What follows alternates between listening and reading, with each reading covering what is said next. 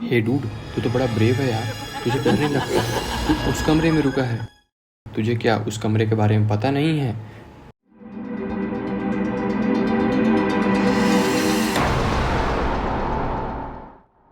Hello guys, welcome to my channel. इस video में हम दिल्ली के हॉस्टल में मनोज के साथ हुए उस पैरानॉर्मल इंसिडेंट के बारे में जानेंगे जिसे मैंने अपनी वॉइस में नरेट किया है। वीडियो में लास्ट तक बने रहना क्योंकि ये वीडियो की एंडिंग काफ़ी डरावनी है। So let's start the video.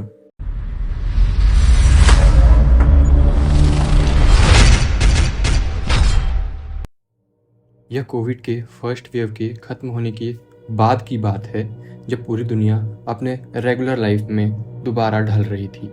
मैं अपनी 11वीं क्लास की स्टडी करने के लिए हॉस्टल जा रहा था। मेरे साथ मेरे पेरेंट्स भी मुझे ड्रॉप करने के लिए हॉस्टल तक आ रहे थे। क्योंकि मैं फ़र्स्ट टाइम अपने घर से बाहर अकेले रहने जा रहा था, मैं थोड़ा नर्वस भी था। थोड़ी देर बाद हम हॉस्टल पहुंचते हैं। वहाँ का कमरा हमें पसंद नहीं आता है क्योंकि वो कमरा पूरी तरह से बंद था। वहाँ ना तो खिड़की थी, ना ही रोशनदान। वहाँ वेंटिलेशन का कोई भी जुगाड़ नहीं था। इसलिए मैं और मेरे पेरेंट्स ये डिसाइड करते हैं कि हम दूसरे हॉस्टल में जाएंगे। पर शायद ये हमारी सबसे बड़ी गलती थी, या हमने गलत हॉस्टल चूज़ कर लिया। हम दूसरे हॉस्टल पहुँचते हैं जहाँ का कमरा वेल मेंटेन्ड था और वहाँ की फ़ीस भी कंपैरेटिवली उस हॉस्टल से कम थी। मैंने और मेरे पेरेंट्स ने यह डिसाइड किया कि मैं इसी हॉस्टल में रुकूंगा। Then what? मैंने अपना सारा सामान अपने रूम में रखा और रूम अरेंज करने लगा। उस रूम में मुझे अकेले रहना था, इससे मुझे कोई खासा फ़र्क नहीं पड़ रहा था। फर्स्ट डे मैं अपने रूम को अरेंज करने में लगा देता हूँ और इतना ज़्यादा थक जाता हूँ कि मुझे बेड में जाते ही तुरंत नींद आ जाती है। वो दिन एकदम नॉर्मल गया। नेक्स्ट मॉर्निंग मुझे क्लासेस के लिए जाना था, इसलिए मैं जल्दी जल्दी रेडी होता हूँ और रेडी होने के बाद क्लासेस के लिए निकल जाता हूँ। पूरा दिन क्लास अटेंड करने के बाद जब मैं अपने रूम में वापस आ रहा था तो कुछ सीनियर लड़के मुझे बहुत ही अजीब नज़रों से देख रहे थे। मुझे कुछ समझ नहीं आया, इसलिए मैंने उन्हें इग्नोर कर दिया और हमारे हॉस्टल में डेली योगा के क्लासेस होते थे। नेक्स्ट मॉर्निंग मैं भी योगा के क्लासेस के लिए गया तो हमारे हॉस्टल की लेडी वार्डन मेरे पास आती हैं और मुझे कहती हैं कि अगर तुम रात को स्टडी करते हो या लेक्चर्स लेते हो तो प्लीज़ अपने हेडफोन्स पहन लिया करो, जिससे दूसरे बच्चों को परेशानी नहीं होगी। क्योंकि मैं रात को जब 3-4 बार राउंड पे आ रही थी, हमारे रूम से बार बार वीडियो की आवाज़ आ रही थी, जिससे दूसरे बच्चों को डिस्टर्बेंस हो रहा था। तो प्लीज़ तुम अपने हेडफोन्स लगा लिया करो। यह बात जब मैंने सुनी तो मुझे लगा कि उन्हें शायद कोई मिसअंडरस्टैंडिंग हो गई है, इसलिए मैंने इस बात को इग्नोर कर दिया। और कुछ समय बाद जब मैं योगा कर रहा था तो वही बॉयज़ जो मुझे स्कूल से वापस हॉस्टल आते समय अजीब नज़रों से देख रहे थे, उन्होंने फिर से वही लुक्स देने स्टार्ट कर दिए। कुछ समझ नहीं आ रहा था, इसलिए मैंने फिर से उन्हें इग्नोर कर दिया। योगा करने के बाद मैं अपने रूम में गया और ब्रेकफास्ट करके रेडी होके मैं अपनी क्लासेस के लिए चला गया। फिर जब मैंने क्लासेस अटेंड की और रात में अपने रूम में आता हूँ और स्टडी करने लगता हूँ। स्टडी करने के बाद मैं अपने लैपटॉप को बंद करता हूँ और सो जाता हूँ। अगली सुबह फिर से वार्डन मेरे पास आती हैं और मुझसे गुस्से से कहती हैं कि तुम्हें एक बार में समझ नहीं आता कि हेडफोन्स लगा लिया करो। मैं तुम्हें लास्ट टाइम वार्निंग दे रही हूँ। अगर इस बार तुमने हेडफोन्स नहीं लगाए तो मैं तुम्हारा लैपटॉप रात को अपने पास रख लूँगी। आई वॉज शॉक्ड क्योंकि मैंने लैपटॉप अपने हाथों से बंद किया रहा और वार्डन का ये कहना कि तुम्हारे रूम से लेक्चर्स की आवाज़ आ रही थी, मुझे कुछ समझ नहीं आ रहा था। उनका बिहेवियर भी मुझे समझ नहीं आ रहा था, इसलिए मैंने इन सभी बातों को इग्नोर करके योगा के लिए चला गया। फिर जब मैं योगा कर रहा था तो वही बॉयज़ जो मुझे क्रीपी लुक्स दे रहे थे, उनमें से एक बंदा जो 3-4 साल सीनियर रहा उस हॉस्टल में, मेरे पास आता है और मेरे पास आकर बोलता है, हे डूड, तू तो बड़ा ब्रेव है यार। तुझे डर नहीं लगता है? तू उस कमरे में रुका है। तुझे क्या उस कमरे के बारे में पता नहीं है? ये बात जब मैंने सुनी तो मुझे उसके बाद समझ नहीं आई। वो ऐसा कहकर हंसते हंसते मेरे पास से जा रहा था। फिर मैंने उससे बुलाया और उससे पूछा कि तुम क्या बोल रहे हो? फिर उसने बताया कि तू जिस रूम में रह रहा है ना, उस रूम में एक लड़के ने सुसाइड कर लिया था।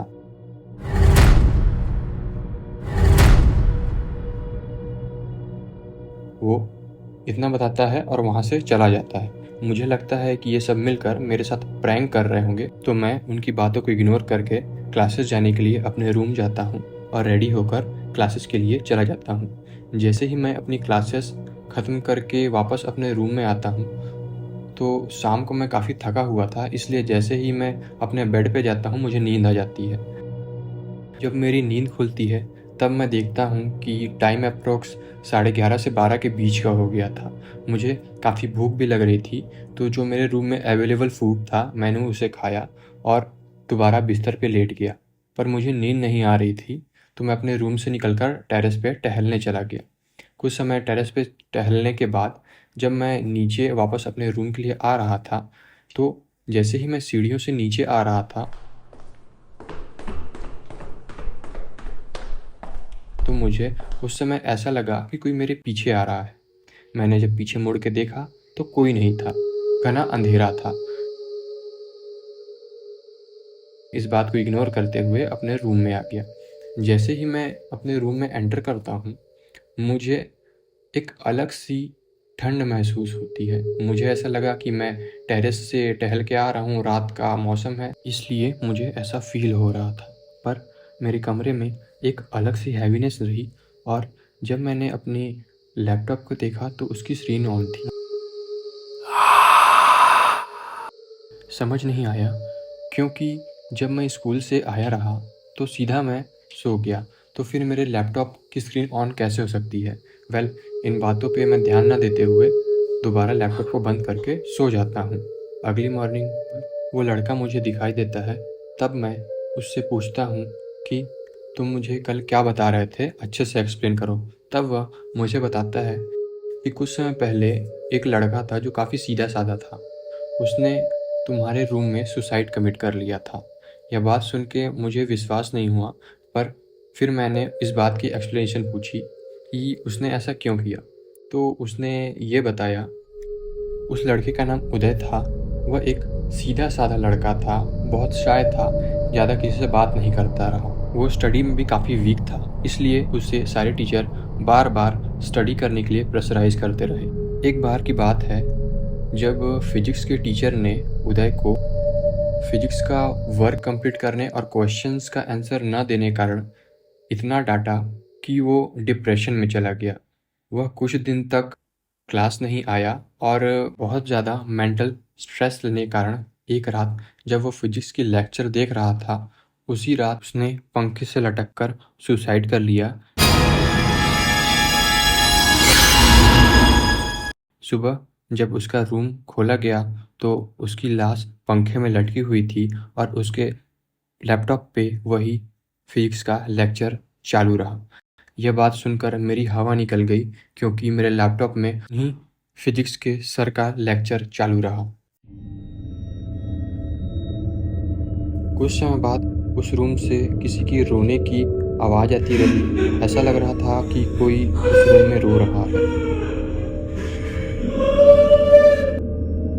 धीरे धीरे लोगों ने इस इंसिडेंट को नोटिस करना शुरू कर दिया और कुछ समय बाद उस कमरे को टोटली बंद कर दिया गया रहा। लेकिन हॉस्टल के ओनर ने अपनी रेपुटेशन को बचाए रखने के लिए सभी को ये हिदायत दी कि इस बात को आगे कोई लीक नहीं करेगा। और फिर कई सालों बाद जाकर इस रूम को दोबारा रेनोवेट कराया गया है, जिसमें तुम रह रहे हो। तब बोलकर वो लड़का हंसते हंसते वहाँ से चला जाता है। ये सब जानते हुए भी मैंने उस रूम में अपनी फाइनेंशियल कंडीशन को देखते हुए रहने का डिसाइड किया, जो कि एक बहुत बड़ा स्टेप था। मुझे डर भी लग रहा था, पर मैं इसके अलावा कुछ कर भी नहीं सकता था। कुछ दिन और ऐसे कट गए।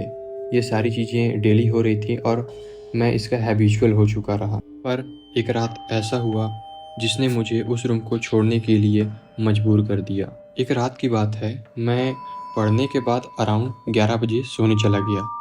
मुझे थोड़ी देर बाद नींद भी आ जाती है। कुछ समय बाद मुझे ठंड महसूस हुई। अचानक से मेरी नींद खुली तो मुझे ऐसा लगा कि कोई स्टडी टेबल पर बैठा हुआ है। जैसे ही मैंने अपने रूम की लाइट ऑन की तो कोई नहीं था। मुझे लगा कि ये शायद मेरा वहम होगा। मैं लाइट बंद करके दोबारा सोने चला जाता हूँ। मुझे इस बात से काफ़ी डर भी लग रहा था।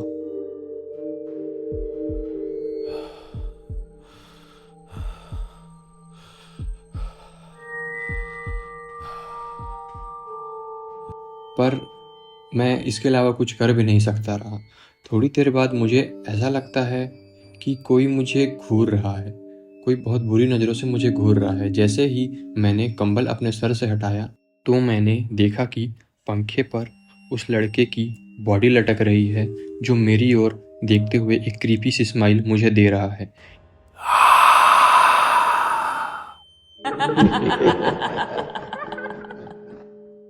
यह देख के मैं बहुत डर गया और चिल्लाते-चिल्लाते अपने रूम से बाहर निकल गया। मेरे चिल्लाने की आवाज़ सुनकर आस-पास के सभी लड़के मेरे पास इकट्ठा होते हैं और मुझसे पूछते हैं कि मेरे साथ क्या हुआ।